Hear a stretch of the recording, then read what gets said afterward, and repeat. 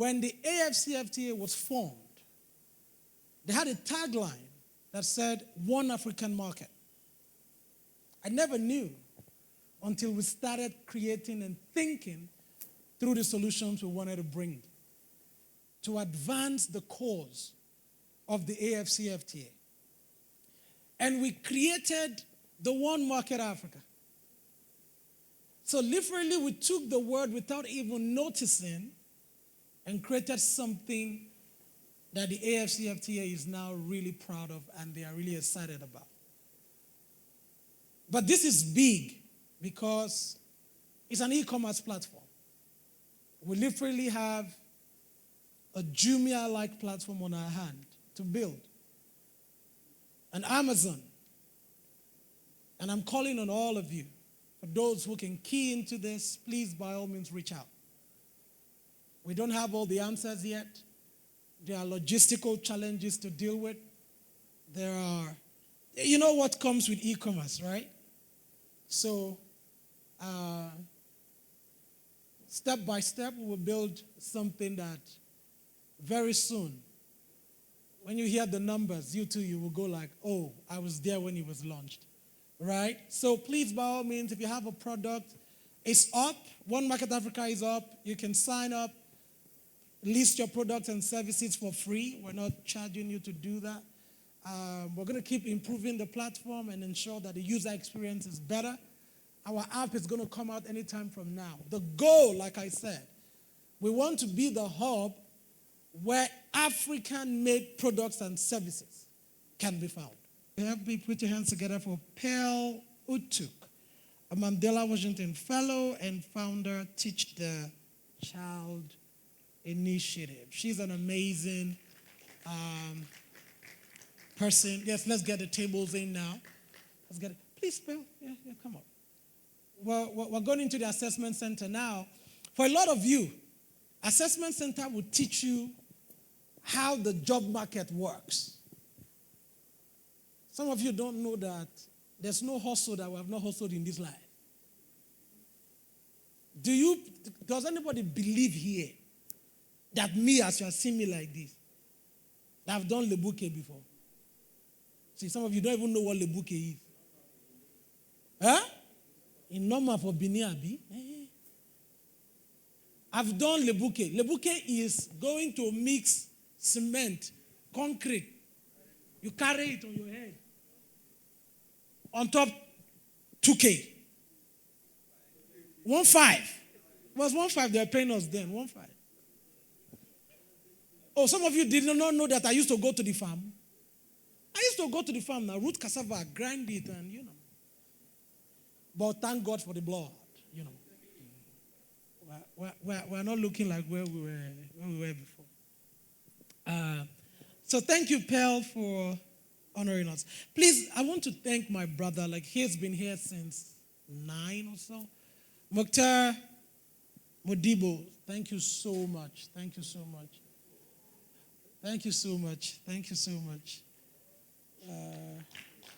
Okay, no, Mukhtar Mohammed. Yeah, there's another Mukhtar. He's not the Modibo.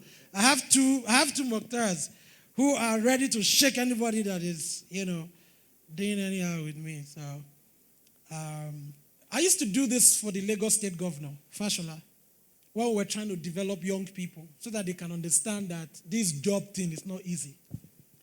So, what we want to show you is how they eliminate people during interviews. Interviews, when a company is recruiting a lot of people at the same time, what happens is that they would organize an assessment center like this, and then when you go for that assessment center, the goal is not to really listen to you. The goal is to eliminate you. Not kill you, just so that you don't make it to the next round. But what we want to do today is prepare you for that time. Because it's after this elimination center or stage that you move to the one-on-one, right?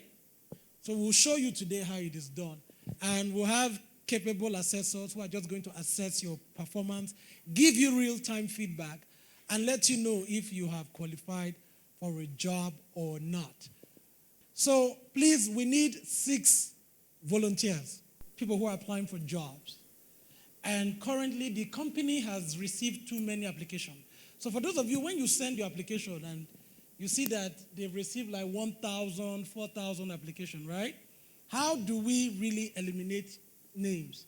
We just bring them to assessment center because we cannot interview all of you like this one-on-one, right? So what happens is we're testing your ability to communicate, work in a team, think on your feet, be creative. As a team, you are to develop a marketing strategy plan for Patterson in 10 minutes, after which a member of your team will do a presentation to the board members of Patterson Group of Companies. So these are the board members. Look at the board members, right? They will determine who amongst you or how many amongst you stand qualified to advance to the next stage or get a job. So they are just assessing your role. You know, you have 10 minutes. Whatever, if you like, just keep quiet and be looking. Or if you like, just be shouting.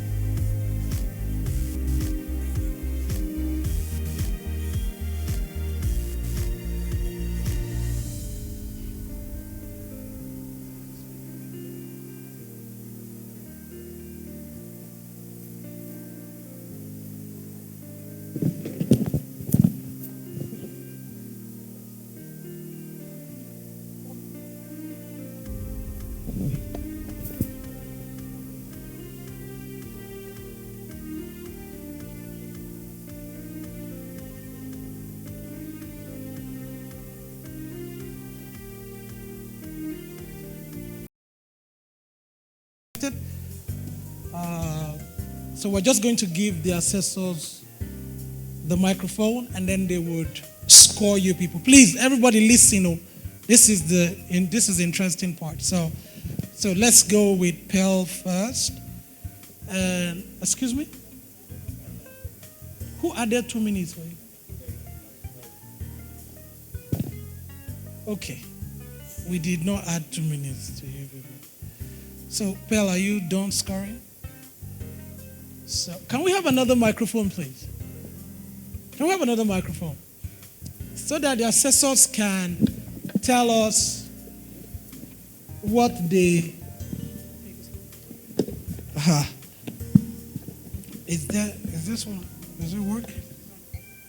This one is on too? So give it a... Is it on? Okay, great. So, Pearl, would you go ahead? Tell us what you saw, the 4 candidates, what was their score? Based on your scoring parametrics. So, my initial feeler about this group, I sense tension. I understand it, I feel the nervousness. So yeah, just take deep breaths. It's okay. You're good. This doesn't reflect on your life capacity. It's just a little insight. I mean, we can't totally tell you about yourself in, how many minutes was it? 10 minutes. We can't evaluate completely your capacity. So do not go home and feel a certain way about this assessment. I need you to understand that first. Okay, now going to give my 2 cents, and that's all it is, honestly, just 2 cents. I don't know on what basis this group was selected, participants in this group was selected. However, I can sense the eagerness to do the work, which is a very key step. Eagerness to do the work. That eagerness will push you to learn. So even when you do not have the capacity, that eagerness would push you to build capacity, which is fundamental for you to accomplish whatever task you've been assigned. Now, based on my personal assessment of each of you, I'd like to, number 2, I find you very interesting, actually. I find you very interesting because I sense that you had lots of ideas to share with the team, but for some reason, understandably, the team had a really strong voice, and you felt like you couldn't voice your own thoughts. So even when you had what I would consider a good opinion, you didn't insist on your opinion. I'll give you an example. When you're just trying to decide if to go with food or housing, you should have stood by food. And this is not to mean that everywhere you go, you have to impose your own thoughts. You have a valid reason as to why you should go with food. Your thoughts are valid. Your opinions are valid. You need to understand that. You don't let any stronger voice in the group silence you. You need to get this about life, right? Because your quietness may be seen as complacency, and I'm sure that is not the case with you. I'm sure that you're eager to do the work, but you feel like they know better than you, and so their opinions should be better than yours. Am I anywhere close, do you think? So a lot of the time, you were receiving more than contributing. Number 4, you had the strongest voice in the group. I saw you taking the lead to be the leader, to facilitate conversations. Number 4. I'm sorry, I meant number 4. Number 4, that was for you. You took the lead and you've led the group. One dicey element with leaders, particularly I would say in the Nigerian space, Nigerian space, we feel like to be leaders, you need to dominate the group. And that's pretty much what I saw with you. You were dominating the group, and you weren't necessarily listening to what each person had to say. You weren't taking their opinions. I saw you throw out some questions a lot of the time, but I also didn't see you actually listening to the responses and adopting those responses. I saw that it was your own answers that that you'd put forth, and then the group would go with it. You need to be careful with that. Number 3, I loved you were at ease. You were at ease, and I feel like you can take pressure. Who's number 3? Who's number 4? Did you guys switch? I thought you were number 4 all along. I thought it was 1, 2, 3, 4. Oh, it was you. The other people may have assessed you based on your real numbers. So please, sorry, everything I said before was referring to you. I'm sorry, okay? And so this is for you now. I have to switch on my paper here. So this is for you now. You were at ease in the group. I saw you very relaxed, and you were very confident with your opinions. You didn't feel the need to force or to yell your opinions out. For some reason, you would listen to everyone, particularly number 1 and number 3, and you'd listen to what they had to say, and then you would give your opinion, and you were sharing and receiving. That was a good trait. Your communication skills was top-notch. I commend that. It wasn't forceful, and it wasn't silent. You were at ease with the team, within the team, and I believe that that's a very fantastic trait. Now, finally, before God bless pushes me off the stage, number 1, you're a quiet leader. It feels like you lead from the back, which is phenomenal, right? It's kind of a rare quality, but it's not every leader has to be marching at the front. I saw you leading from the back, so you were very quiet, but I could feel the energy that you had within the team. So now, based off on that, number 1, I scored you at the 29 total. Number 2, your total score was 16, and I'd say that your lowest score came in your communication, and your self-confidence, and your ability to work in a team, because you were... I felt like your esteem was being attacked by the strong personalities that you had within the team. Number 4, I scored you with a 25, with your highest point in self-motivation, active listening, and communication. That's a total score. And number 3, you're number 3, right? Okay. Number 3, your total score was a 25. You got, you're excellent in your self-confidence, your self-motivation, your sense of taking initiative, but your scores dipped when it came to listening and ability to work within the team. You were leading the team, but your voice was driving the team. You weren't. So now that's my initial assessment within 10 minutes. The dynamics may change within like a bigger workspace. All right, thank you for that. Hi everyone. I didn't sum up the total score actually. It's very thorough. But I'm just going to give you a little bit. I'm not going to roll out what the scores here are. I think you can meet the team later. They'll give them to you. But I'm going to give you this as a free advice. For every character trait that you have, an office does not comprise only of the executive director. There is admin, there is finance, there is HR. There are plethora of other departments that you can actually fit in depending on who you are. So I'm going to just speak based on that. For you, I would say you will be in admin. Why? You listen a bit, you listen more carefully, and you want to process before you actually react, which is good. Excellent trait for admin or HR. He was very forward, very opinionated, good for communications, good for maybe executive director. Sometimes that's necessary. For her, maybe finance. She has the finance face. But aside from that, I think from she sort of paid attention to detail of what was going on. And him as well, the same thing goes for him as well. But I would like to also put out that overall, if one of the things you want to do in an interview, whenever you go for an interview, is put your best foot forward. The first thing you want to even do is go back to the call for the application and look for what they are looking for in traits, in terms of the characteristics of who they are looking for, and project that during the interview.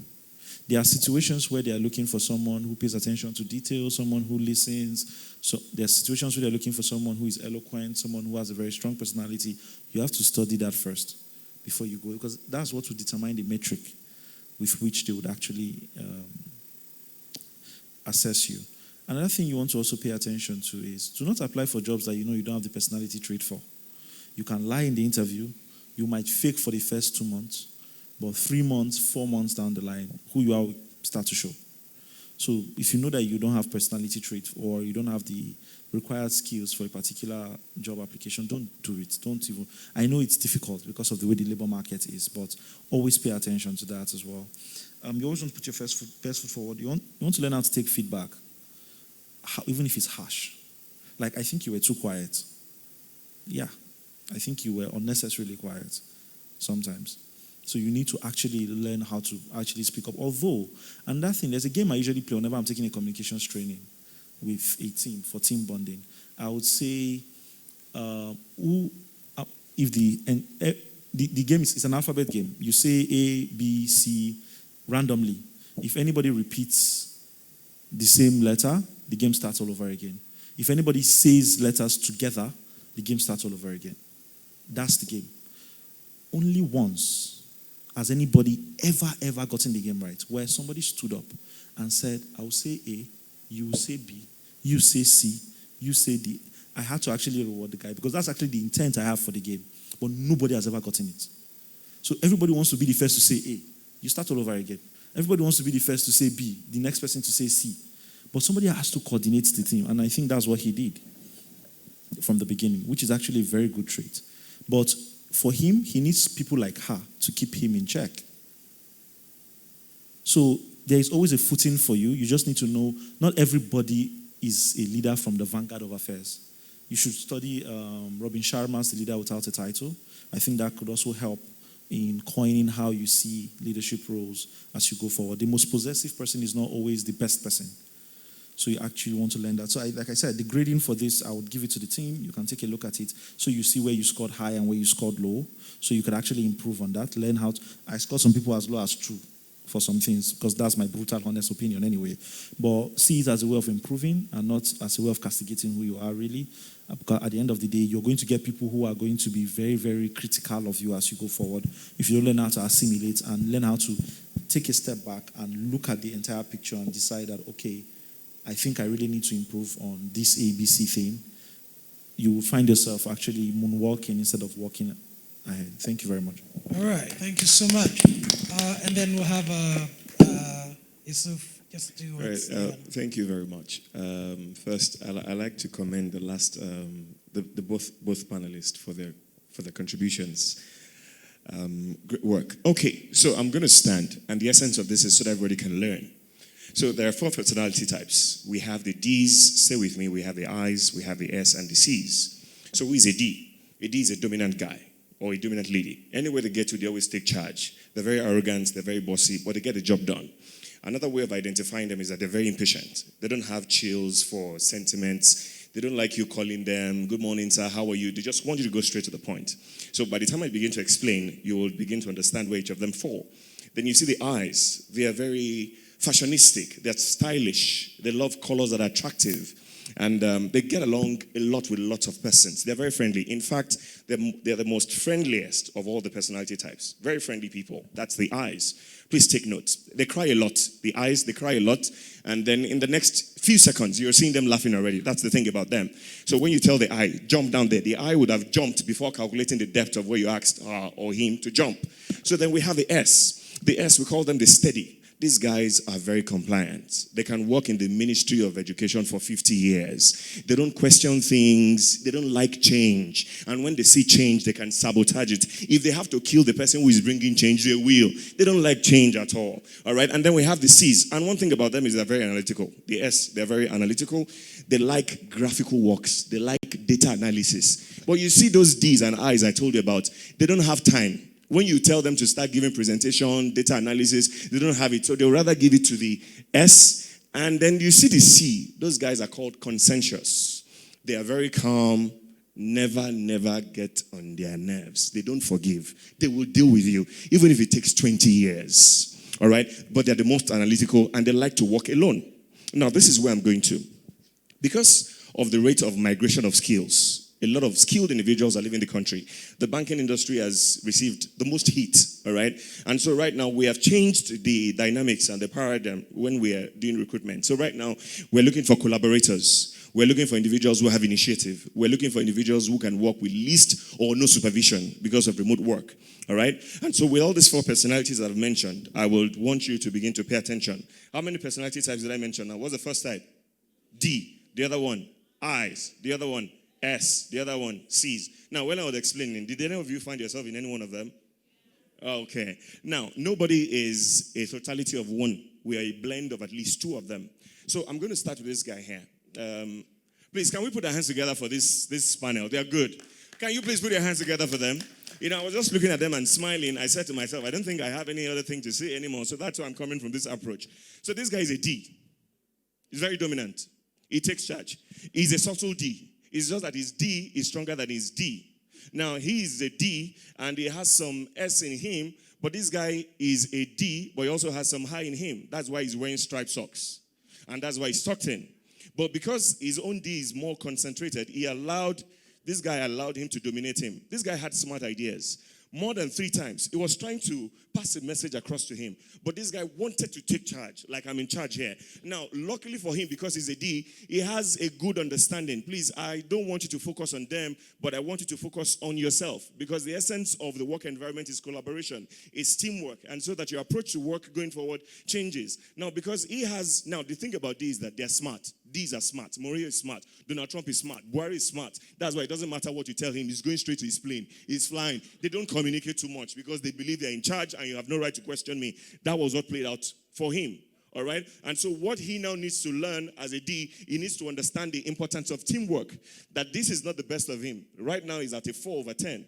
In order for him to become like a 10/10, he needs to work with people who are analytical, who are good team players. So he needs to learn from them. That's what we call emotional intelligence. So who are the people he should learn from? He should learn from her.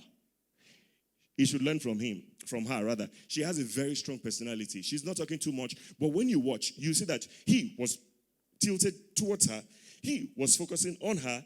She was a little bit on her without saying so much. So naturally, she has a strong personality. She has a very strong energy vibe, all right? And so that's one strength you have. You should keep it up, okay? So he's a D.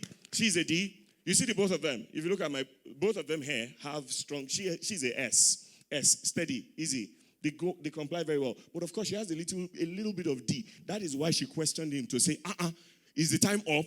That's the D in them. But she's analytical, so she has an S in her, and she has a C in her. So she's kind of SC. He's a D, all right, more like a DC, all right. He's a D, more like a DI, and she is more of an SC. Now, please take note, D's and I's, they are extroverts. S and C's are introverts. When you need to do lots of job, you need to get the job done. You see the S and the C's. Please, as I'm saying this, identify yourselves. Those people like to sit behind the desk. They are the ones that can see. They can sit there from 8 a.m. till 5 p.m. They don't go out at all. But if you want to know an I and a D, they cannot sit on their chair for 1 hour. They're always going to ease themselves. They are restless because they're so full of energy. So all of these individuals, what you're supposed to do now, you are a core D, you have a D in you, you are SC, you are also SC. So both of you function well in the introvert's world. The both of you extrovert's world. So smart thing for you to do. Now, you lack confidence. You lack it. That's why I didn't give you any mark here. Please, I hope you're not going, don't take this personal, all right? But I want you to work on it. It's a feedback, okay? You're intelligent, you're more analytical than he is, but he's more confident than you are. So that was why his voice dominated yours. And you could see that at some point you were frustrated. That was why you were now using your hand. Guy, listen to me. Listen to me. But because you allowed him, so he took charge. Okay? So right now, everybody, collaborators. So the thing about this whole session, I don't want to again talk about what they've talked about, is identify who you are and identify the things you don't have so you can be a good team player. What is the thing you should fix? Listening. What is the thing you should fix? Confidence. What is the thing now? You know you have a strong personality already. You need to improve on your communication skills. All right? So when we talk of contribution, I'm going to give you the least scores. You contributed the least. Okay? All right? You're a very good team player, wonderful team player. You were even fighting for the rights of the people. All right? But try and contribute more. I hope this was helpful. Thank you very much.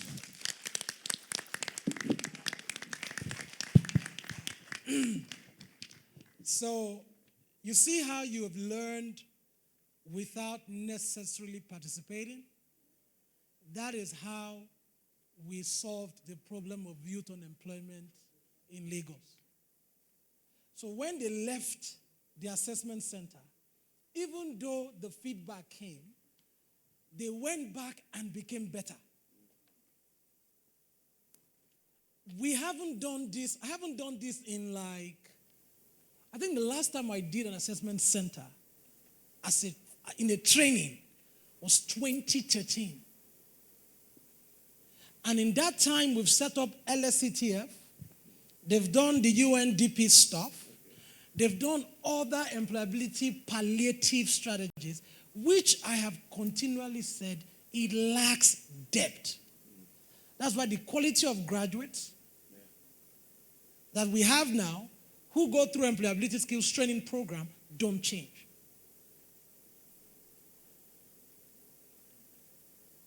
For you, I would have fired you. You know why? No, let me tell you why I'll fire you. Because I told you 4 times. Read the what? The question. Because guess why I'm firing you? It's not because I don't like you. It's because this is elimination stage. I'm looking for the first thing that I will use as justification to fire you. So when you question me that we gave ourselves 2 minutes, my company, and you are giving yourself 2 minutes, I don't know if you understand. So you need to be emotionally aware. But I hope the feedback is okay. All right. Thank you so much. Okay, sorry. Pearl, just want to say something quickly before we hear. I think they just muted you. All right. So one other thing before you go. Before you even get to this stage, this job stage where you meet with the interviewers and then they are even assessing your skills one-on-one, you need to have first submitted your CV and your cover letter, right? And then based off on that, they may or may not invite you to this stage. You need to really pay attention. I know that once you see an advert that fits with what you want, I know that the excitement can be blinding to the point where you don't coordinate yourself enough to actually outline your capacity in a logical flow, right? But you need to learn. You need to learn to calm down, calm yourself down. Read every single line on the call, and with each paragraph, each paragraph addresses both the job requirements and the skills necessary to the skills that they need, the personality traits that they need for that role. So you're not just putting forward what you've done, which school you've been to. You're also, through that your cover letter, you're communicating your personality. So you need to make sure that once you're done, start again from beginning and read through as an observer, with an observer eye, not as the person as the applicant. Read through with an observer, like a third-party eye. Does this document, this cover letter, does it appropriately communicate who I am? Is it original? Does it represent me even without me being in the room? Does it speak to what they need, both in their skills and the personality trait? If you are satisfied with that, send your cover letter, and pray you get to this stage and see. As you are going down to sit down, there's something all of you do. You do it a lot. You go and copy CV. You copy, they copy objective. What's the objective? It's standard. I am a forward-looking, highly motivated individual seeking. You even know him. You never finish school. You don't know him. I do CV. Oh, you do CV review for people. Okay, I see. No wonder you are a SoundCloud. I can work under pressure without supervision. Let me also even add to what he said, what God bless has said, and what Paul said. I think one very important thing that a lot of people forget is, please, if you're in school, if you're still in school, you're lucky. It's a good thing. Please do not live a triangular life. Call it a triangular life in school. Classroom, mosque or church, hostel. Don't do that.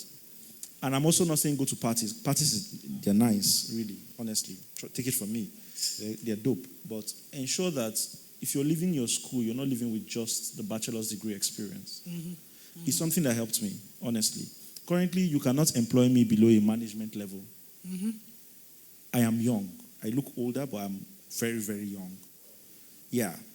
And what helped me is that the day I wrote my last paper as a student in Ahmadu Bello University, Zaria, I got an offer letter. That was before even NYSC. It was a temporary staff position, but I had been manning that position 2 years before my graduation as a communications person. So it's very important. Volunteer, work for free. See, you see work for free. Work, let them use you. I think a lot of people forget the importance. Work for free. Somebody should use you for a change. It's fine. You know what you're looking for. Pick it and move on. That idea that, I cannot do any free labor. If you don't do free labor, you're not going to climb up the ladder very fast. And volunteering gives you access to people that you might not otherwise meet anywhere else. So God bless is going to set up a, what do they call it? Maybe an event. You're volunteering for him. That means the access that he has, you also have it. So you get to network with people that he would be meeting with, that he would have invited. He has years ahead of you. So leverage on that. Work for free. Volunteer as much as possible. Right now, I have to let go of a lot of working experience just so that my CV can be 3 pages.